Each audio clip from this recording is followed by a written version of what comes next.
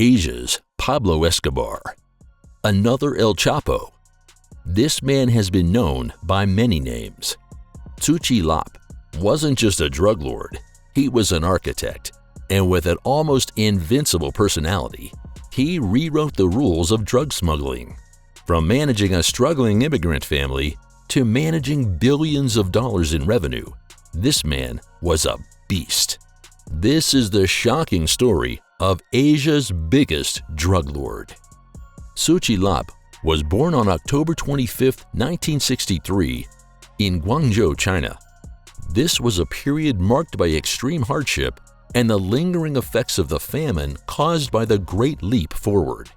Tse's family wasn't exempt from the poor living conditions, and Tse decided to walk the life of crime as a means to escape those turbulent times.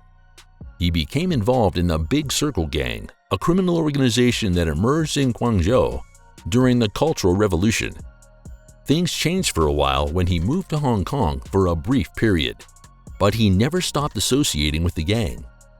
Seeking a better life out of the country, he moved to Canada with his fiancée in 1988 and settled in Toronto, Ontario. The couple tied the knot the following year, in 1989. Initially, life in Toronto seemed promising. Tse found steady work at Fujifilm and Kodak, earning a decent income. However, his personal responsibilities soon grew. His sick parents and in-laws also moved to Canada to be with him, and this more than doubled his responsibilities. Things only got harder when he had his kids, and one of them suffered from breathing difficulties right from birth. Gang expansion.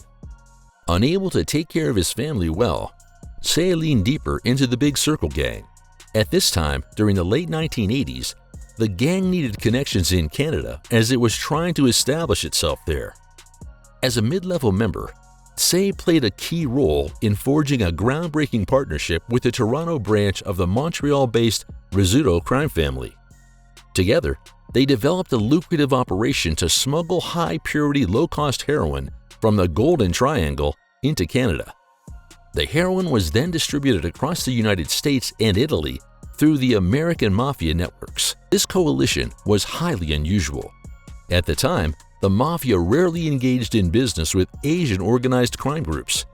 Yet Tse accomplished the unexpected by being the Mafia's first Chinese business partner in the heroin trade and the lead negotiator.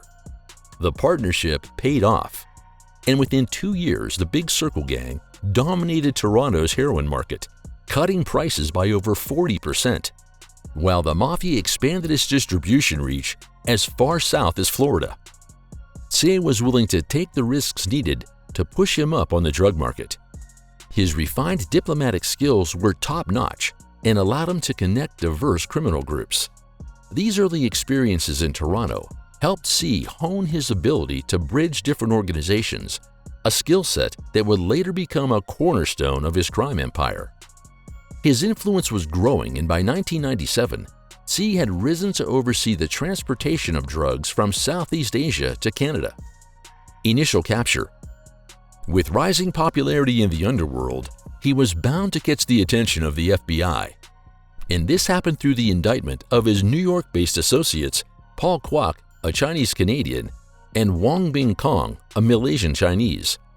The FBI worked with the Royal Canadian Mounted Police, also known as RCMP, to coordinate Tse's arrest. But by then, Tse had relocated to mainland China, a country without the extradition treaty with the United States. Tse evaded capture until 1998 when he traveled to Hong Kong, a region where extradition agreements with the U.S. were in place. On August 12, 1998, he was arrested by Hong Kong police force in a joint operation monitored by the FBI and RCMP agents. Later that year, Tse was extradited to the U.S. and denied bail. While in custody, Tse stood out for his intelligence and composed demeanor. FBI agents and prosecutors described him as calm, friendly, and strategically tight-lipped. He exuded a down-to-earth personality, carried himself with a gentlemanlike air, and maintained a professional presence that surprised many of his captors. To avoid a life sentence, Tse chose to plead guilty to a single charge of conspiracy to transport heroin, bypassing a trial. During sentencing, he struck a careful balance, cooperating with prosecutors just enough to secure a lighter punishment while withholding critical details. He expressed deep remorse for his actions and claimed that, upon release, he planned to open a restaurant to support his ailing parents and care for his sick child. This strategy paid off. Tse received a 9-year prison sentence, far lighter than the 27 years handed to his associate, Yang Bing Kong. Tse ultimately served just 6 years before being deported to Canada in 2006 to complete a 3-year supervised release. Despite presenting himself as nearly destitute, requesting a waiver for legal fees in 2002 by claiming he had only $1,500 to his name, prosecutors suspected otherwise. They believed Tse still had hidden assets and denied his request. In total, Tse spent close to 9 years behind bars, sharing time with Big Circle gang members Wei Di-chung and Chung Wei-hung. However, while he served his sentence at a low-security federal correctional institution in Elkton, Ohio, he maintained an easygoing personality and was not only humble but well-liked by those around him. Relocation. As Tse was building a reputation as a gentleman, he was also building connections. He built a bond with Lee Chung-chuk, a Hong Kong-born drug trafficker holding dual Chinese-British nationality. These two would later co-found the infamous Sam Gore Syndicate. Coincidentally, Lee was released in 2006, the same year as Tse, and would also face extradition to Australia in 2022, following his arrest in Thailand due to his involvement in Sam Gore's drug operations. After returning to Canada, Tse shifted his focus from heroin to the synthetic drug trade in the Asia-Pacific region. While declining heroin demand and the collapse of his Mafia-based distribution network in North America, Tse saw the advantages of synthetic drugs like methamphetamine. These substances offered higher profit margins, simpler distribution routes, and less scrutiny from law enforcement. Leveraging his existing connections in the Golden Triangle, Tse capitalized on the growing market. In 2011, after completing his supervised release, Tse moved to Hong Kong with his family. That same year, he established Sam Gore, registering a shell corporation with his wife using a residential address. From the onset, Tse revolutionized the drug trade with an innovative guaranteed delivery system. Much like a customer-friendly return policy, this approach promised to replace any seized shipments free of charge. The system minimized risk for buyers and quickly gained popularity, especially among criminal groups in Australia. It wasn't long before Tse became the region's leading drug supplier. Tse also used his exceptional diplomatic skills to unify rival factions. He brokered peace among Hong Kong's 3 major triads, the 14K Triad, Wo Shing Wo, and Sun Li On, transforming them into key players within Sam Gore. Alongside these triads, other powerful groups, such as the Big Circle Boys and Taiwan's Bamboo Union, formed the foundation of the syndicate. Tse extended Sam Gore's reach further with international criminal organizations including Japan's Yakuza, the Satudara, and Comanchero motorcycle clubs, and Lebanese and other criminal families in Australia. Tse's ability to forge alliances and perfectly integrate systems positioned Sam Gore as a global powerhouse in the drug trade. Market domination. By the late 2010s, Tse had solidified his position as the largest drug dealer in the Asia-Pacific region, controlling over 70% of Australia's meth supply. His influence extended to the drug markets in Japan, South Korea, and the Philippines, making him a dominant figure across multiple countries. At its peak, Sam Gore held a staggering 40% to 70% of the $90 billion Asia-Pacific drug trade. During this period, the United Nations Office on Drugs and Crime, or the UNODC, reported a dramatic rise in the region's drug market, which grew fourfold between 2014 and 2019. This growth was largely fueled by the explosive expansion of the Australian and New Zealand drug markets, which surged from US $15 billion to US $61 billion in just 5 years. Methamphetamine, in particular, saw its price plummet by up to 70% in some countries as it flooded the market. Business was good, and in 2018 alone, Tse generated about $8 to $17 billion in revenue. His drug business successfully rivaled those of Pablo Escobar and El Chapo. Tse ran a sophisticated money laundering operation through Australian Crown casinos. Throughout this time, he lived a life of luxury in Hong Kong. He traveled exclusively by private jet and threw lavish birthday parties at exclusive resorts. For protection, he employed 8 Thai kickboxing bodyguards. Tse was also known for his love of gambling, often boasting about his influence in Macau. On one occasion, he reportedly lost €60 million in a single night at a casino there. Despite maintaining a relatively low public profile, Tse was sued in 2017 by Singapore's Marina Bay Sands Casino for 1.9 million Singapore dollars in gambling debts which were owed.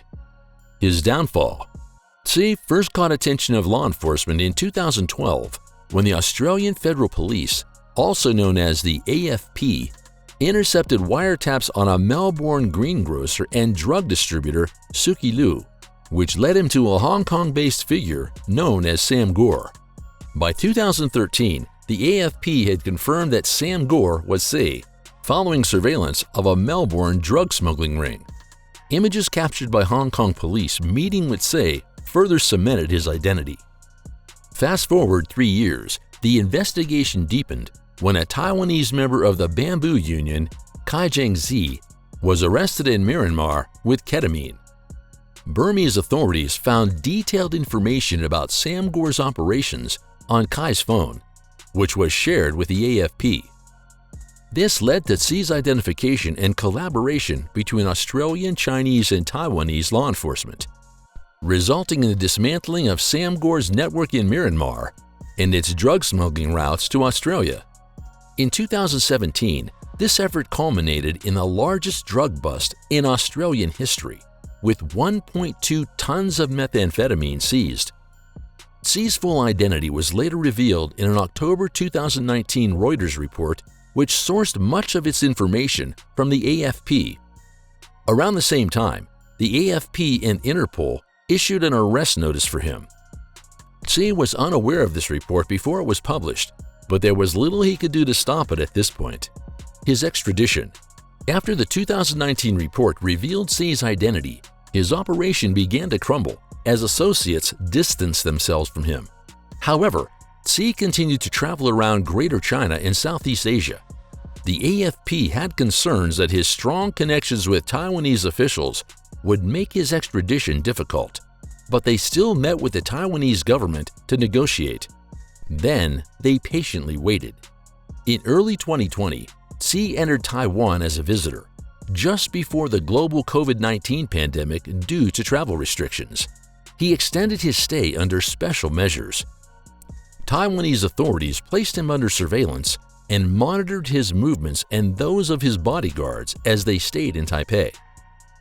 Attempts were made to arrest him in late 2020, but they couldn't because there was no sufficient evidence since he hadn't committed any offenses, and Taiwan has no extradition treaty to Australia. An opportunity came up in January 2021 when Tse tried to extend his stay. The government denied his request and deported him. They then notified Dutch and Australian officials of his flight back to Canada via Amsterdam. On January 22, 2021, Tse was arrested upon arriving in Amsterdam, and the AFP initiated his extradition process. This arrest was part of Operation Kungar, a multinational effort involving agencies from Canada, China, Japan, Myanmar, Thailand, the US, and the Netherlands. In spite of Tse's arrest, his drug smuggling empire still remains the same and continues to function without the head. Nonetheless, his legal proceedings didn't pause. In July 2021, a Dutch court approved Tse's extradition to Australia, where he was charged with 1 count of drug smuggling based on evidence gathered in 2013. Tse was finally extradited in December 2022, arriving in Melbourne, where he was arraigned on charges related to drug trafficking from 2012 to 2013. As of 2024, his trial is still pending. Do you think Tse would be sentenced to life in prison? Or would he cheat the system once again and receive a reduced sentence? Let us know what you think down below. And for more dark stories of the underworld, subscribe to the channel and ring the notification bell to never miss an update.